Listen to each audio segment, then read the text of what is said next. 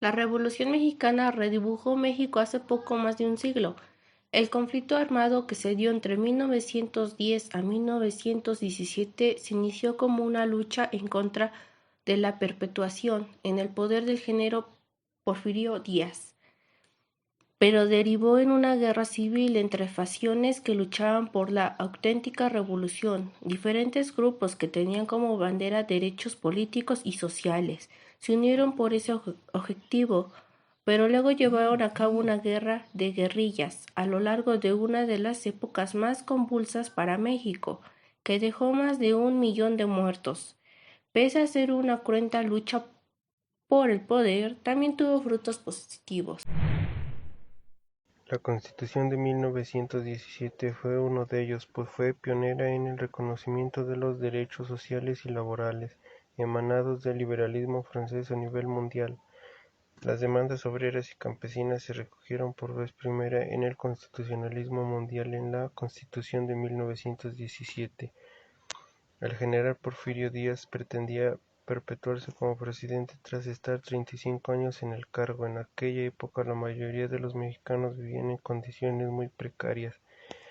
Las actividades como la agricultura, la ganadería o la minería se basaban todavía en sistemas feudales, mientras que en las ciudades los obreros eran explotados sin que tuvieran derechos laborales básicos.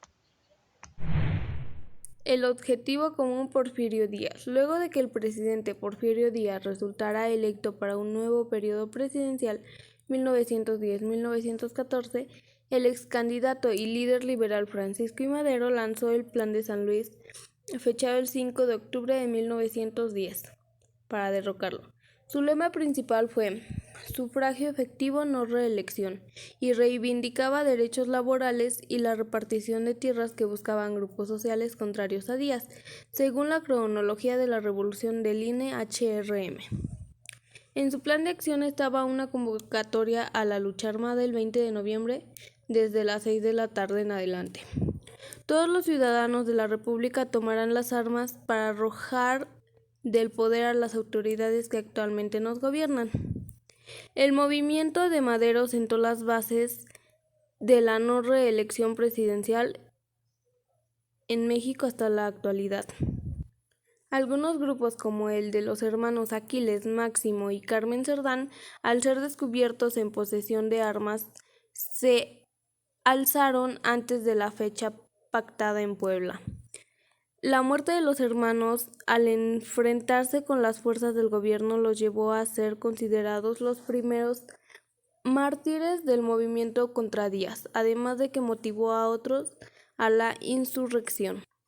En los hechos no se dio un levantamiento coordinado el 20 de noviembre de 1910 a las 6 de la tarde para derrocar a Díaz, pues para ese momento ya había 13 hechos de armas en diferentes estados, según el INE-HRM. Pero esa fecha ha sido considerada hasta hoy como el inicio de la Revolución Mexicana. Los líderes revolucionarios lucharon en varios bandos, algunas veces juntos y otras entre sí. Francisco I. Madero, ascenso y caída.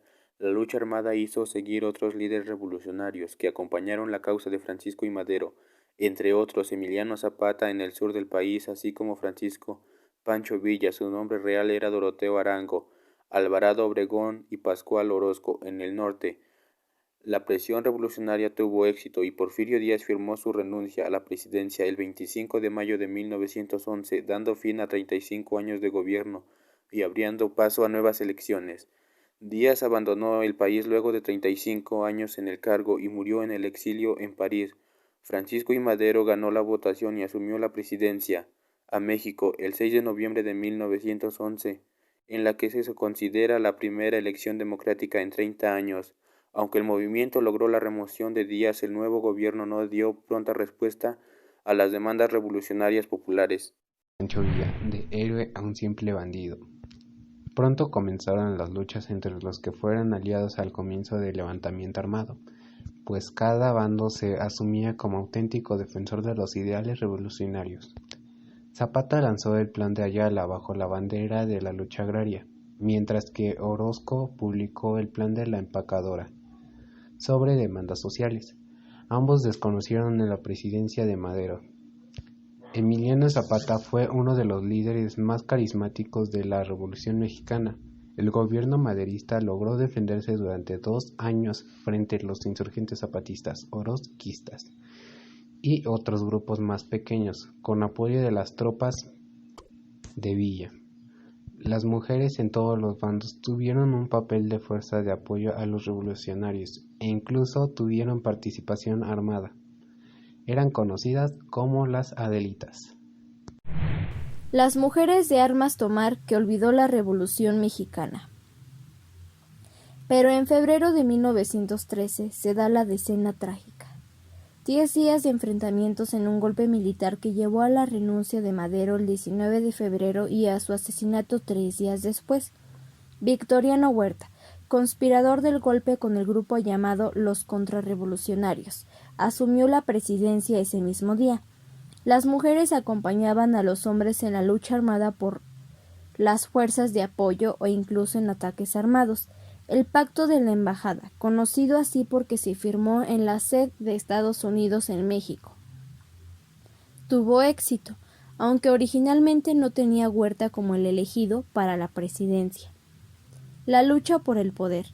Para combatir a Huerta, llamado el usurpador, una reorganización de fuerzas revolucionarias del norte llevó a la creación del Ejército Constitucionalista, al mando de Venustiano Carranza. Con el Plan de Guadalupe enfocó la lucha revolucionaria contra Huerta, hasta lograr que el presidente golpista deje el poder en julio de 1914 y Carranza asume el gobierno. Victoriano Huerta se fue al exilio a Estados Unidos, luego de presentar su renuncia.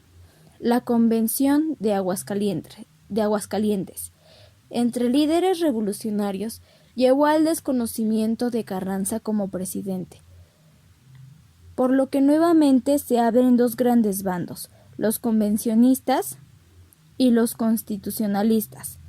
Carranza, quien se hace llamar líder máximo de la revolución, traslada su gobierno a Veracruz, mientras que los convencionistas nombran a Eulalio Gómez como presidente.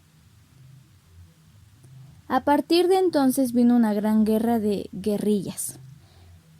Las luchas armadas entre los bandos, en las que se les da el grueso de las muertes, calculadas en más de 1 millón, se prolongaron desde octubre de 1914 hasta noviembre de 1916. La Revolución Mexicana fue la última guerra civil que ha tenido México. En ese mes, el gobierno y ejército de los convencionistas declaran su fin, aunque fuerzas zapatistas y villistas disminuidas siguieron sus luchas durante meses. La Constitución de 1917. La balanza finalmente se inclina hacia las fuerzas de Carranza, quien desde septiembre de 1916 convocó un Congreso Constituyente para redactar una nueva Carta Magna del país. Los constituyentes electos por votación popular a finales de este año trabajaron en el plan de reunificación de las causas revolucionarias hasta comienzos de 1917.